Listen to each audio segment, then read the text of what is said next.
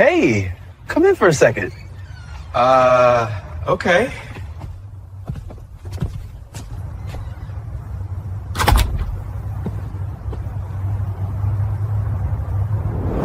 Take a close look at this CCTV footage. March 19th, 2:38 p.m. A delivery truck rolls into the driveway of a white two-story house on the outskirts of Elton, Oklahoma. The driver steps out, brown uniform, package under his arm, scanner in his hand. The driver is Darnell Simmons. He is 35 years old, father of 3, 9 years with the same delivery company. This is stop 41 on his Tuesday route. He walks up the front path, steps onto the porch, rings the doorbell. The door opens. A white male, early 40s, stands in the doorway. He is smiling. Watch carefully. He gestures inside. Darnell hesitates for exactly 2 seconds. Then he nods. Then he steps through that doorway. The door closes behind him. That's the last moment anyone sees Darnell Simmons alive. What you are looking at is 14 seconds of footage from a neighbor's security camera positioned across the street. 14 seconds. That is all we have. In the next few minutes, I'm going to show you what happened after that door closed. The question is not what happened to Darnell. The question is, how many times had this man done this before? And when you see what investigators found in that abandoned warehouse 11 days later, you will understand why this case changed protocol for every delivery driver in the state of Oklahoma. Here is what everyone assumed at first. Darnell Simmons, experienced driver, makes a routine stop, accepts an invitation inside. Robbery gone wrong. Maybe he saw something he should not have. Maybe the homeowner panicked. Wrong place, wrong time, random. The kind of tragedy that happens in a country this size. That is what local police believed for the first 72 hours. That is what the news reported. That is what everyone assumed. Wrong. This wasn't random, and it wasn't a robbery, and it had nothing to do with what Darnell saw or did not see. Because the man who opened that door, the man with the smile, the man who offered Darnell a cup of coffee on a Tuesday afternoon in March, had been waiting for exactly this moment. The man's name was Wayne Prescott, 43 years old, never married, no children, worked as a freelance accountant from home. To his neighbors, he was quiet, polite, kept to himself. The kind of man you'd normally pass without a second thought. The kind of man who waves from his driveway when you jog past. The kind of man who said 4 words that ended a life. Come in for coffee. Let me tell you about Darnell first, because he deserves that. He deserves to be more than a victim in a statistic. Darnell grew up in Tulsa, graduated from Memorial High School, worked construction for 6 years before getting the delivery job. At 24, he married his girlfriend, Tamika. At 26, they had their first son, Elijah. Then came twins, Amara and Isaiah, 2 years later. When Darnell got the delivery route, he told Tamika it was perfect. Monday through Friday, home by 6 p.m. Weekends with his kids. He knew every street in southwest Oklahoma. He memorized the names of customers who ordered regularly.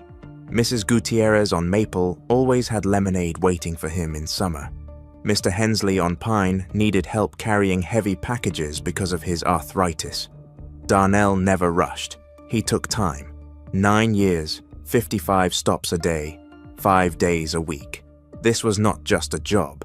This was how Darnell built connection, community, trust. And on March 19th at 2:38 p.m., that trust cost him his life. Now let me tell you about Wayne Prescott, but not everything, not yet.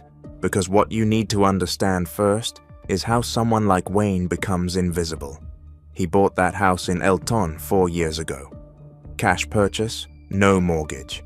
The previous owners were a young couple who relocated to Texas. Wayne kept the house exactly as they left it. Same exterior paint, same garden, same American flag on the porch. He attended community events. Not everyone, just enough to be seen. He nodded at neighbors. He brought in his trash cans on time. He even donated to the local fire department fundraiser twice. Nice guy, the neighbors said. Quiet, but nice. But here's what none of them knew. Wayne had a room in his basement, behind a false wall built to look like storage space, and inside that room, there were things that would later make an FBI agent with 22 years experience stop the interview and walk outside. We'll come back to that room soon, but first, remember this. Wayne had been a member of an online group for 7 years. The name of that group does not matter. What matters is what they believed, and what they believed was that certain people did not deserve to exist based on the color of their skin. Wayne didn't simply believe this, he acted on it. He discussed it, he planned for it, he prepared. The house in Lilton was not random. The cash purchase was not convenience. The location was chosen because the nearest neighbor was 200 feet away, and delivery trucks came through 3 times per week. The footage from across the street is grainy, low resolution, shot from a Ring doorbell positioned on a house 180 feet away, but it shows enough. Darnell's truck enters the frame.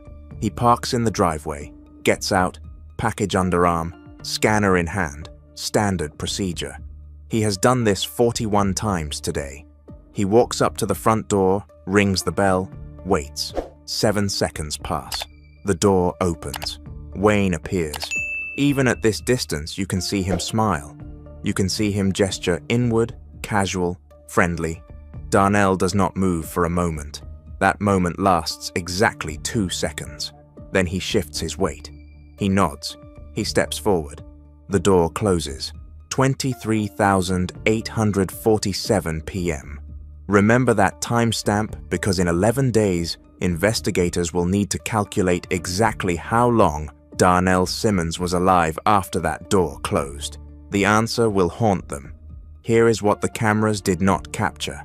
Wayne's kitchen, a pot of coffee already brewed, 2 cups already set on the counter. The second cup had something in it. Investigators would later identify it as a veterinary sedative. Easy to obtain online. Undetectable by taste or smell. Takes effect in 4 to 7 minutes.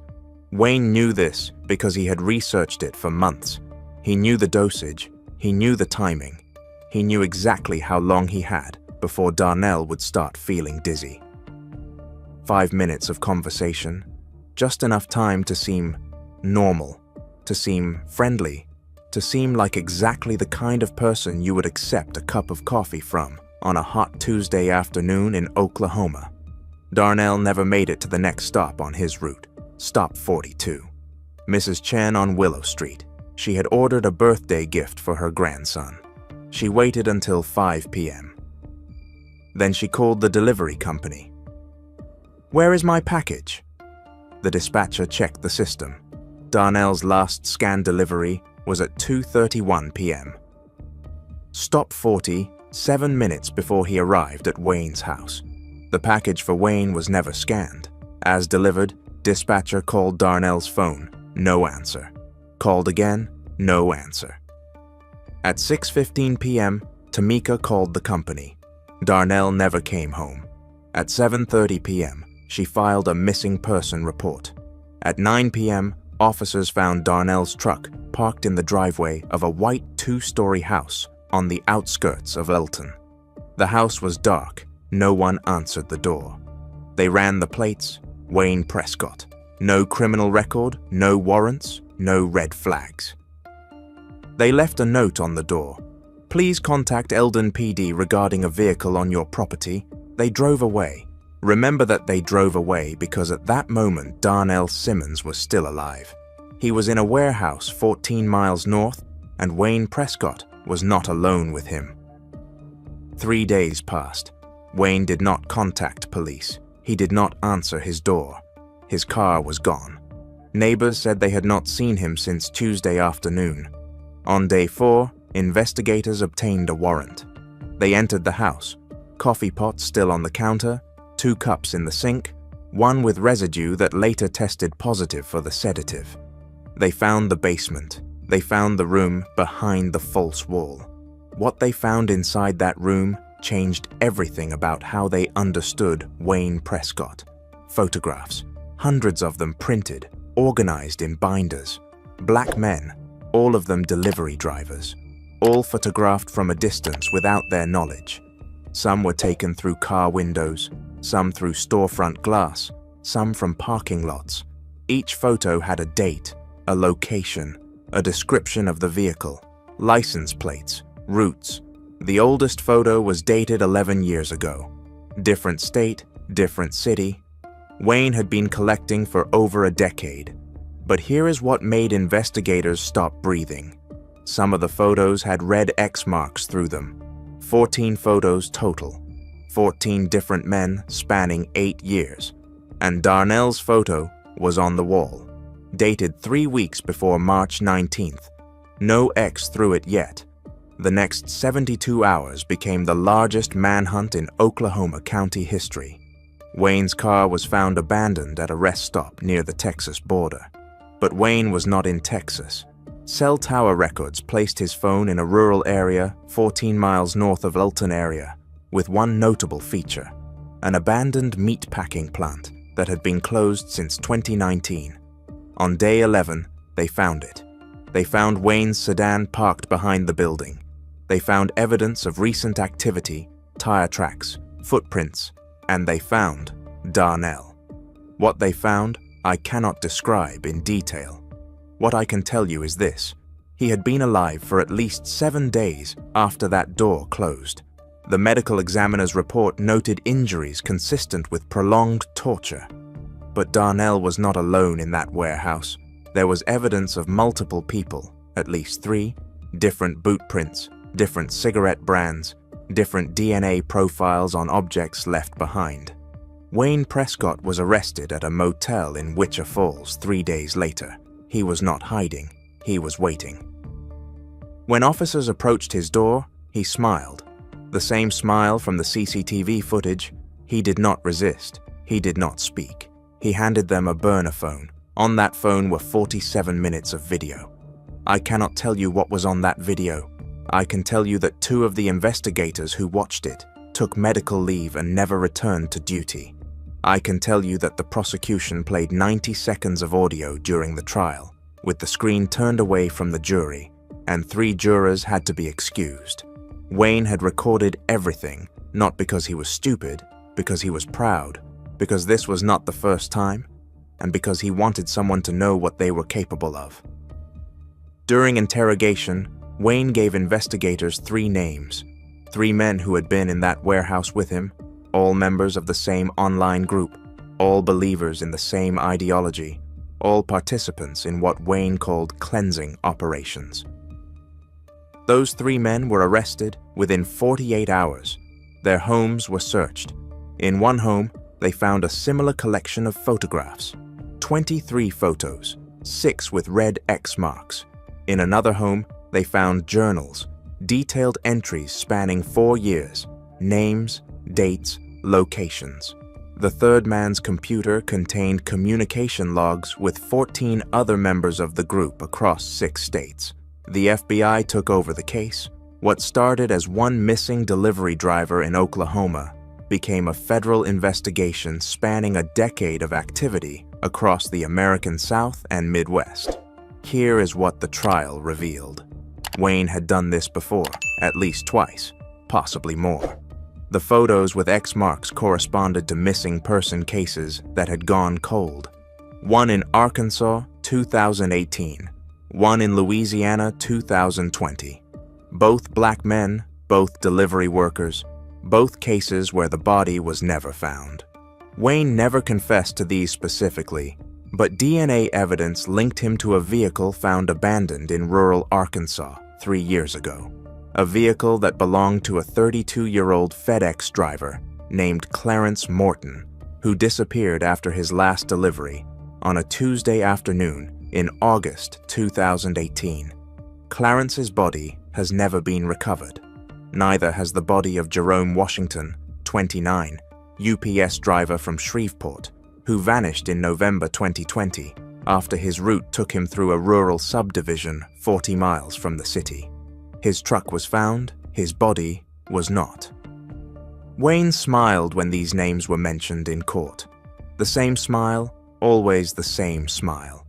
Wayne Prescott was convicted on 14 charges, including first-degree murder, kidnapping, conspiracy, and federal hate crime enhancements. He received 6 consecutive life sentences with no possibility of parole. His 3 accomplices received sentences ranging from 45 years to life. But here is what the conviction cannot fix. The online group still exists. Different name now, different platform, but the same 14 members in 6 states that investigators identified have never been charged. The evidence was circumstantial. The communication logs suggested knowledge, but not participation. They are still out there, they are still planning, and delivery drivers still make stops at houses in rural Oklahoma every single day. Tamika Simmons gave one interview after the trial, just one. She said she thinks about March 19th constantly. She thinks about the 2 seconds Darnell hesitated on that porch.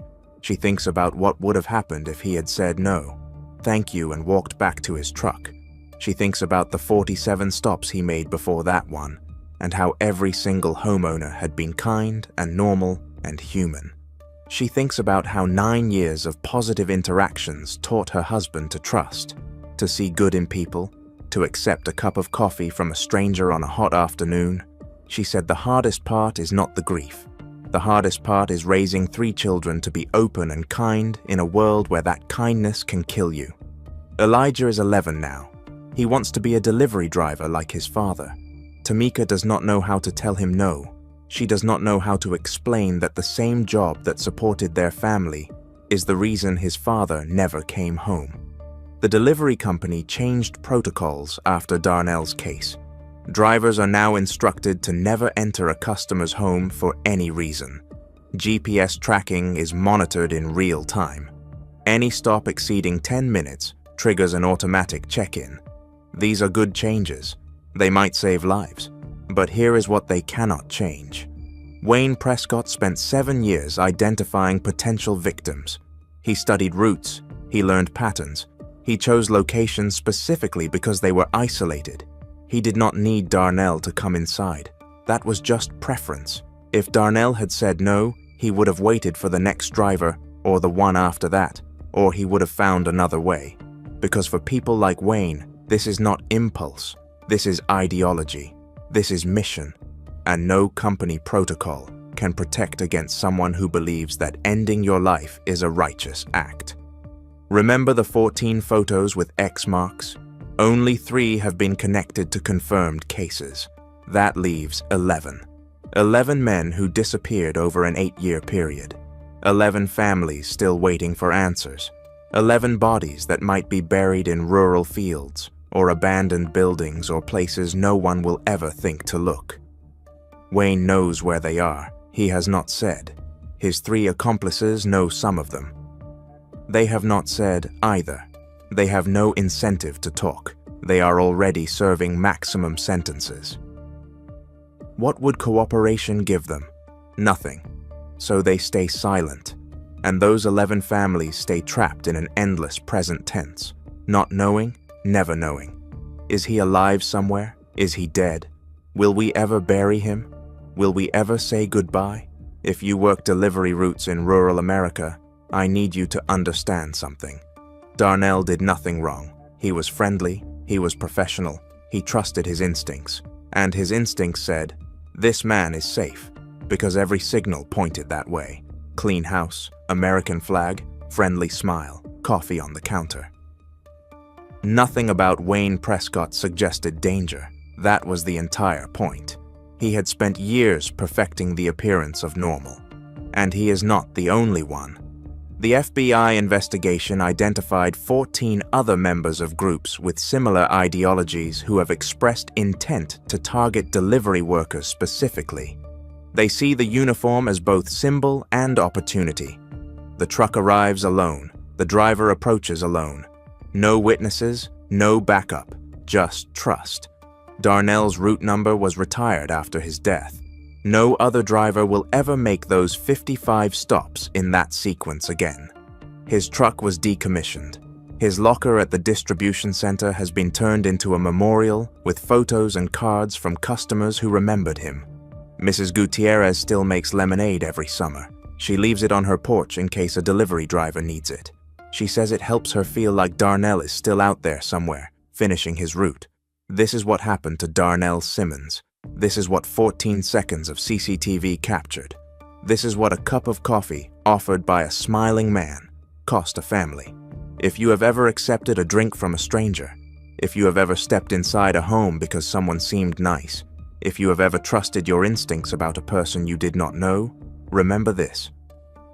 Wayne Prescott seemed nice too, and somewhere right now, someone just like him is smiling at a delivery driver, standing on their porch, asking themselves, should I go inside? The answer needs to be no, every time.